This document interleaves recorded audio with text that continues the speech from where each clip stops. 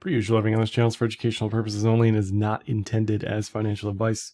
It's Monday. Let's take a look at the macro land and what's going on outside of crypto. At first, let's take a visit to CoinShares and their blog on the fund flows. Now, I preview these basically every day by getting the numbers on the ETF side, but the global ETF flows were negative 435 million last week. Most of that coming from the US, most of that coming from Grayscale.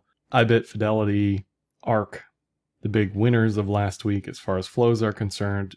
More continues to come out of ETH, a little bit in short Bitcoin. Multi-asset and Solana continue to look more attractive on the institutional level than ETH based on these numbers. And US, of course, leading the show globally. Now, we will have Hong Kong numbers to report starting April 30th. And the more the merrier. Looking at the cumulative 30-day flows, unlike 2020, this period, you can see we had a very quick burst of flows. 2020 was very much the GBTC trade. Now a lot of that is unwinding now. That's why you're seeing GBTC outflows. A lot of the GBTC discount trade, you're also seeing outflows or have seen outflows relative to that at this point. But you can see over the past couple weeks, not much is really going on here. And to me, this is pretty one-to-one for people arguing the flows don't matter for price. They certainly matter for price. It's one of the reasons right now it's a different situation than it was in January when we had flows picking up, January, February. We certainly don't have flows picking up yet. Flows are still quite negative. We did have some good news today on the Morgan Stanley front. They have filed to get ETF exposure in 12 of their funds, which is huge. And this is how we win long-term passive allocations into portfolios, into model portfolios.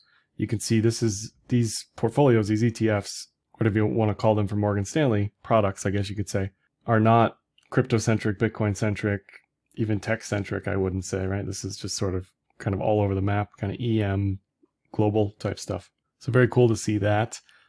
But that isn't immediate. That isn't now. You got to remember, when you're dealing with legacy stuff, it's going to take time. It's going to take time to get approved, for the flows to come in, everything to get signed off, wet signatures and handshakes and meetings, and that takes time. So this is a great first step, second step, however you want to think about that. But it's not going to save us in the near term, just like this Hong Kong ETF isn't necessarily going to save us, I don't think, in the nearest of terms. Now they are suggesting here on this story that we may see 125 million on the first day. That's great. We've seen multiple millions in outflows over the past couple weeks. The ETF story in general was never really about what happens in the short term, which is why the short-term US flows were surprising as much as they were, because we got 12 billion in super quickly. Again, this is going to be a long multi-year process. This isn't just like, oh, all of a sudden we have 125 million on the first day, and then how much on the second day? 5?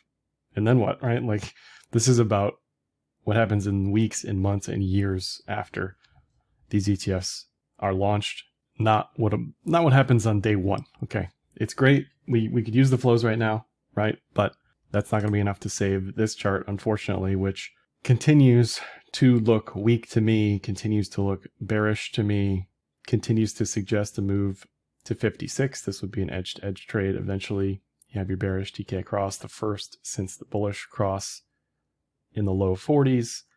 Again, this is different than January and February because we do not have liquidity on our side, which I'll talk about. We do not have US indices on our side, which I will talk about.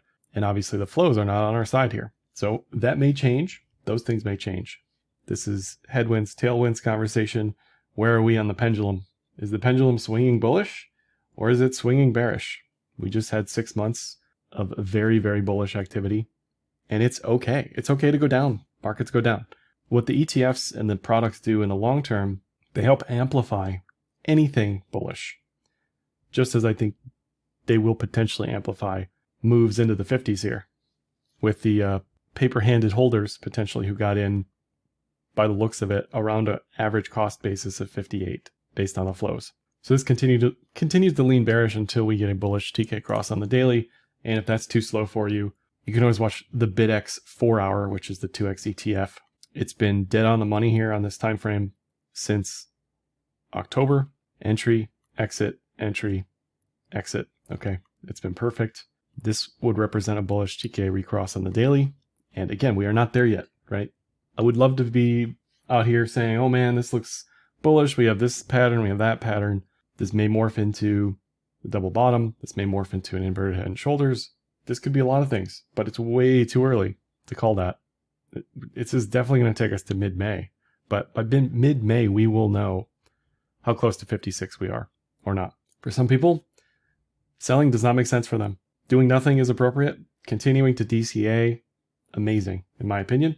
But what I would not do is be long BitX right now. I would not be long leverage. I would not touch leverage. I'm not touching leverage. I'm focused on other things, which I'm going to talk about in this video. But before I do, let me mention today's video sponsor, Kraken Pro. Kraken Pro is a complete overhaul of the Kraken trading experience with a one-stop shop for advanced and professional traders. Kraken Pro enables efficient trading execution across multiple markets with a UI that allows for unique optimization tailored to your trading style. You can check out Kraken Pro with the link in the description of this video. Non-investment advice. Crypto trading involves risk of loss. Cryptocurrency services are provided to US and US territory customers by Payward Ventures Inc., PVI, DBA, Kraken. So we had some excitement on the ETH front over the past 2 days, I guess you could say. To me, it was all a fake pump. It was not anything that's sustainable. Across the board, there is nothing in the near term that can save any of this stuff in the near term. This is going to take time. You know, can you trade this on the 30-minute and hourly and do well? Absolutely. That's not me. I prefer higher time frames. I prefer the big moves. The ETH daily cloud clearly showing you we are in neutral zone. This becomes bullish above the cloud with the bullish TK cross. That's it. So I'm not touching this until that point. And there are maybe a few others. You know, I was looking at Near. Near looks okay to me, but the problem is if you're bullish alts but bearish BTC, that is very tough because the market tends to follow BTC. Alts are beta on the way up and on the way down. If BTC has a down move, something like Near will very likely have an outsized move to the downside. So maybe something into June even. You know, I'm not saying this is just a complete ignore perpetually, but this could do something like this into June. It could be flat, angry, noisy. As long as it holds relatively above the cloud remains relatively bullish. Sure, right? We can measure this. We can say, what's the target? The target is 910, something like that. But I wouldn't expect any miracles on any crypto chart anytime soon. And I'll mention PAX G just because it's a macro video. But to me, most of the gold move has happened. And I think people are kind of looking elsewhere. I'll talk about this at the end. Most of the near-term gold move has happened. You got to remember this gold pattern, this inverted head and shoulders, took 4 years to set up. So I don't think it's going to be all done in a couple months. You know, this is probably going to lead to continuation. There's certainly a broader decade-long cup and handle. But if you want PAX G, if you want gold exposure, that's an option on Kraken. As far as events for the week, we had nothing today other than the QRA stuff, which I'll talk about. Market did not seem to like that and suggests liquidity will get tighter here. We have employment stuff, Case-Shiller, housing data. The real big one, ADP, JOLTS, Powell, and FOMC on Wednesday. And there's just a lot of stuff, unemployment as well. A lot of stuff combined with earnings that I talked about yesterday. MSTR earnings today, Coin earnings on Thursday, Amazon, others. You know, there's just a ton of stuff going on this week that I certainly expect a high volatility environment. Looking at Fed meeting probabilities, these are never wrong up to like a month before the date based on the probabilities. So this is basically where Powell's going to be. And the reason these aren't ever wrong close to a meeting is because the Fed never wants to spook the market and cause volatility. So at this point, the hold on rates is pretty well understood. It's the next meetings, what's going to happen, what's Powell going to say in the press conference. You know, how's he going to talk about the data? How's he going to talk about liquidity? Are they going to ask him about that random failed bank? Are they going to ask him about UJ and what's going on there? None of that may matter in the broad scheme of things, but it really is about how the market interprets what he says. It isn't even about reality.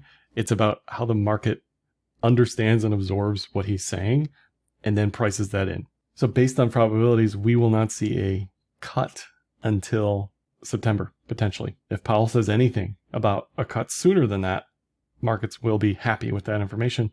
I just don't personally think that's a probability, a likelihood. There's also this story a couple days ago now talking about how Trump wants to potentially end the Fed's independence and effectively make Trump a member of the board. And, depending on where you sit in the political spectrum, you may like this idea. Depending on what you think of the Fed, you may like this idea. I think this has been tried in other markets, other countries previously, and it's not been successful. It's been a disaster. So it's just something to think about as a possibility, as a world we may live in one day where the president is the de facto head of the Fed, potentially. Kind of a wild scenario. Not my base case for likelihoods, but you never know. You never know. Looking at trueflation, there was a joke last week that with Biden's 25% unrealized gain tax, that we've already lived through that thanks to what's happened over the past couple of years. With inflation, we've eroded a quarter of our purchasing power already. So this is why hard assets win. This is why real estate did well. This is why stocks did well, equities. And anyone without that, anyone paying the rate, anyone without assets is not doing well. So it's very much a tale of two cities in that front. Looking at the inflation index on Trueflation, it's curling up, it's holding lows. If I was just trying to put some TA on this chart, it looks like an inverted head and shoulders to me since October here. Not really what the Fed wants to see, not really what anyone wants to live through, obviously. But the reality is, it certainly appears as though 3% is the new 2% or something thereabouts. PCE was also higher last week than maybe many were hoping and expecting. Looking at some individual components of inflation, looking at the energy piece, gas prices down slightly over the past week, down slightly maybe year over year, but not much. I keep seeing news reports of the US expecting a record hot summer. That may play into electricity prices in some places with air conditioning. And once again, that would represent something like energy going in the wrong direction for inflation. Good news though, looking at fertilizer, which tends to work its way into food prices. This is down considerably since the post-COVID highs, but it is not back to the pre-COVID lows. So this little canary in the coal mine here, maybe the bellwether, one of the bellwethers for looking at inflation. Again, there was a head and shoulders on this at the top, came all the way back down. And it certainly looks pretty comfortable in the range down here. Another one with a head and shoulders, used car index, that's come down quite a bit. Still not back to its pre-pandemic levels and certainly not back to the pre-pandemic trend. So those are headed in the right direction, but insurance is still very high for most people as far as car insurance is concerned. Looking at the CPI prediction metric, this is going nowhere month over month. Pretty much in all these components here based on estimates. So we're not really seeing relief. And again, if you're the Fed and you're taking these numbers seriously on a month over month basis, you are not really given a lot of ammo here to cut. And that's probably what Jay Powell is going to come out and say. We still need to see more work being done to bring inflation down. Otherwise, higher for longer. Looking at the QRA announcement, the estimate that came out today, there's going to be more information on Wednesday. But my takeaway initially from this was the liquidity picture looks like it's going to get tighter. We're going to be borrowing more. We're going to be maintaining a TGA level of 750 to 850 billion. This is not what the market wanted. And based on the market reaction, the market is not happy with this at all. So we'll see what happens Wednesday. But this is the initial borrowing estimate from Yellen, up to 243 billion from 202 billion. Reverse repo, which is kind of the inverse liquidity metric. As money comes out of this, we are bullish. As money goes in, we are bearish. Money market accounts buy this short-term debt, and it's really leveled off over the past couple of weeks. And we're kind of adding to the reverse repo here over the past couple of weeks. And that is headed in the wrong direction if you are bullish. Equities and crypto and meme coins and meme stonks, and you want number go up. This is not conducive for number go up. We've gone from over 2 trillion to under 500 billion, and that looks to be in the moment about as far as we'll take it. Again, where's the pendulum swinging? The pendulum is not swinging towards favorable liquidity pictures. It is flowing into reverse repo and not equities. If we look at this against Bitcoin, S&P, NASDAQ, and you invert the reverse repo axis, this is pretty close to almost 1-to-1 on liquidity coming in and out of the market. So it's just going to be harder, not impossible, nothing's ever impossible, but it's going to be harder for prices to go up with the liquidity picture where it currently stands. Not only have we stopped flowing out of reverse repo, but we already had very little to sort of flow out anyway. The majority, the chunk of the move has sort of already happened, right? Just all the more reason to kind of not expect too much from NASDAQ, from Bitcoin. Here is the Fed balance sheet minus the Treasury General account, which represents liquidity out of the ecosystem, and minus reverse repo, which represents liquidity out of the ecosystem. And again, this is not favorable for asset prices up here, bullish continuation on risk stuff. We're headed in the opposite direction on liquidity. And to me, it strengthens the bearish argument at the end of the day. If we look at the financial conditions index from Goldman, it agrees with me. This going down is looser on financial conditions, which is bullish. Tighter is rising. If we look from September to March, what did we have? We had FCI just falling off a cliff, right? What did we have since March? We've had a rise in FCI. So I think I beat this dead horse enough, but liquidity just is not on your side. Looking at yields on the long end continue to hold their highs. Yields closer to the belly of the curve continue to rise. And as somebody who's looking to park their money, 0 to 6 months seems perfectly reasonable and rational. You're getting a 5.3% plus yield. We're getting a bear steepener, so I wouldn't touch the long end at all personally. And we're still inverted. So not much has changed on that front. If we look at the yield curve inversion, this is the longest the 10-2 has been inverted. I think the 10-year 3-month still has a little bit to go to set the record, but the recessions come, if they come, after the uninversion. So look, we got time. We got time to squirrel around, but we're sort of running out of road here with the bear steepener. We do have an unemployment print this week. I don't think the estimates are expecting this to change too much, but if we start to see unemployment ticking up, then that's all sorts of bad for the Fed, because in that situation, they would likely want to be cutting rates, not holding rates where they are. So they may be stuck in a pickle where we see unemployment rising into the election.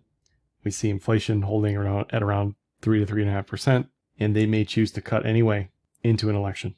That's probably the worst case scenario that keeps them up at night, deciding what to do next.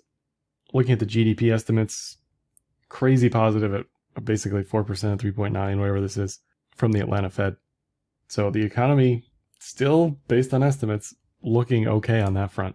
Moving on to the Forex stuff, the USD JPY price action has really gone through it over the past couple days, over the weekend. Previously, the BOJ had held the level at 150, then 155-ish, and then they just kind of said, okay, just do your thing.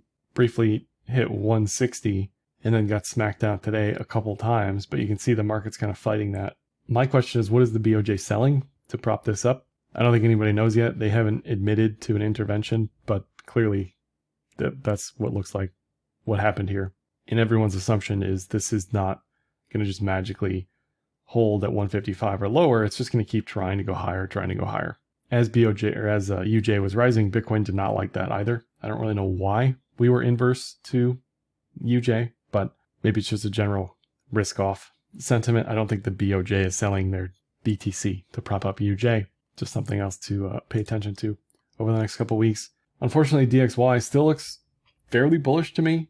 We're at the top of the range. This could fail. We're underneath the yearly pivot now. This could fail. But again, if we see anything above 107, it's going to be good night for a little while on risk assets.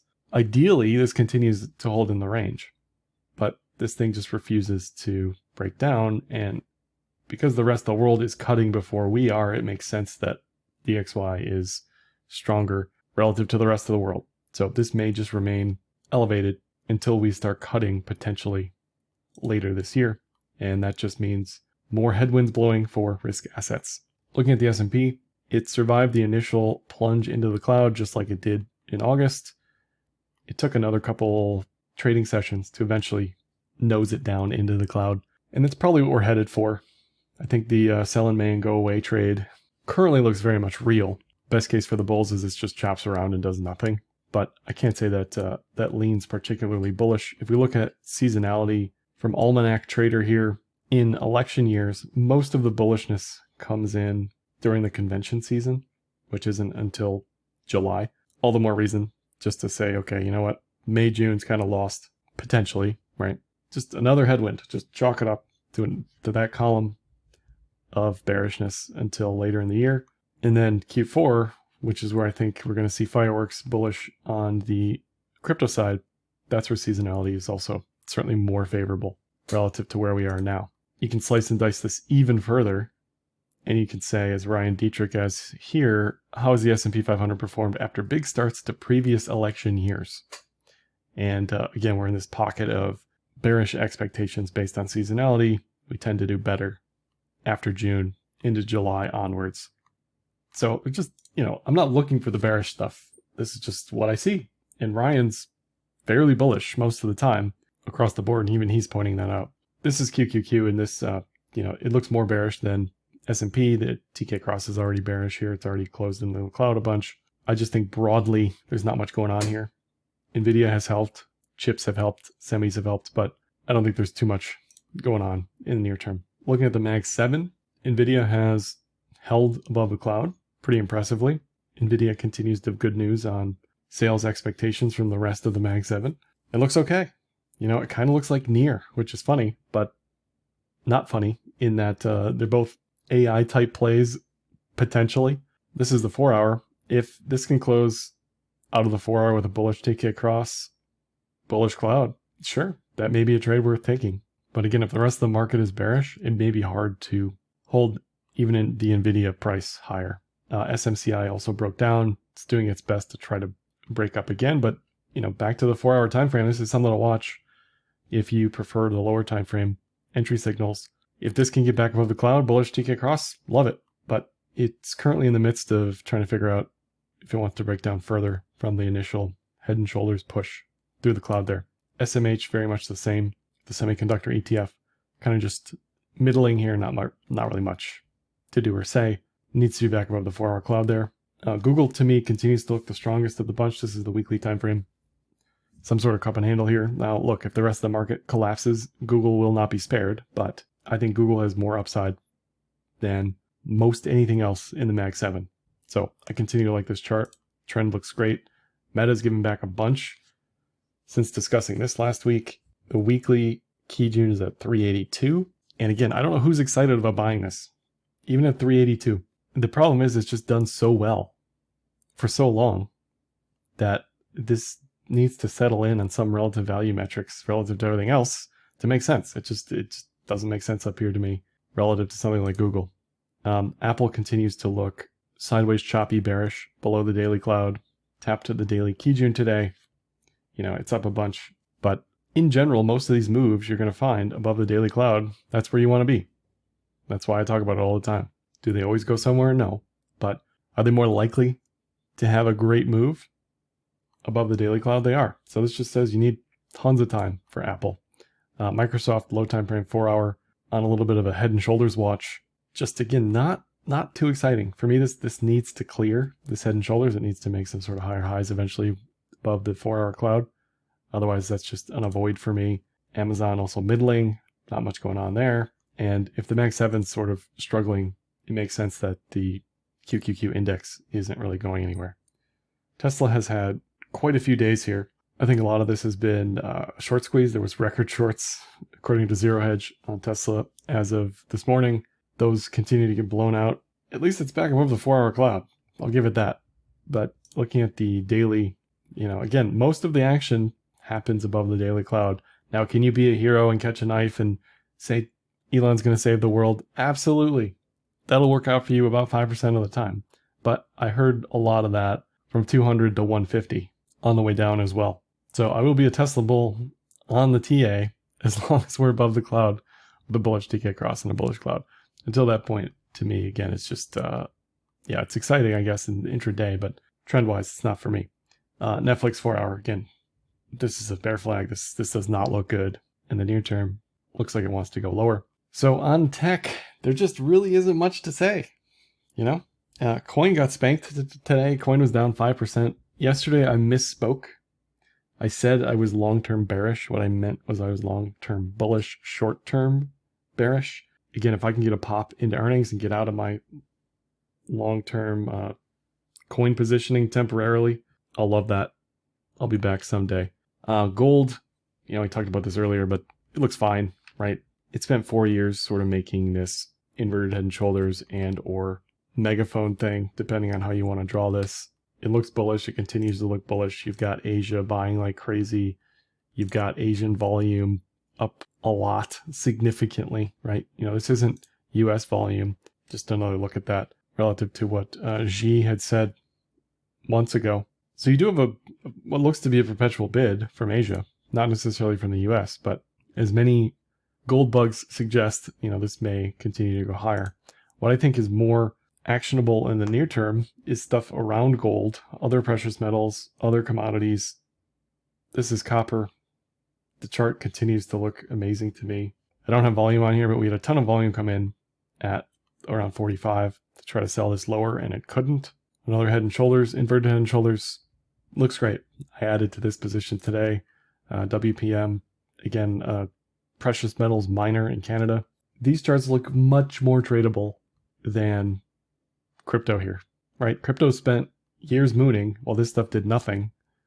And on a relative basis, in the near term, this looks like something I want to trade and maybe sit out of tech and crypto for now, right? I'll be back. But for now, this stuff, as a chartist, as a chart pattern person, this is catnip for me right here. This looks amazing. And of course, XLE bounced on the breakout point, continues to look great.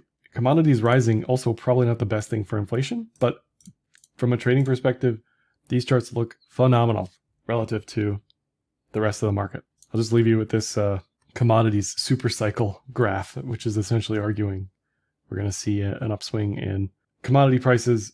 I like to see both sides of the argument. Whether or not we see this come to fruition, who knows, but it fits my bias in the near term, so I like it. That's all I have for this one. Let me know what you think in the comments below. Are you bullish crypto here? I'd love to hear the evidence for that. I think longer term, you're fine. I think most people should probably do nothing, but there are options out there for you if you're looking for a flight to safety or an alternative to crypto or something like that, at least for the next couple of months when liquidity is not in your favor, seasonality is not in your favor. We're going to let these ETF flows get ramped up and connected and that sort of thing. You've also got yield on cash. You've got tons of options in money markets, BIL ETF, BILS ETF, SGov ETF, tons of stuff. That's all I got for this one. Like, dislike, comment, share, subscribe, and happy trading.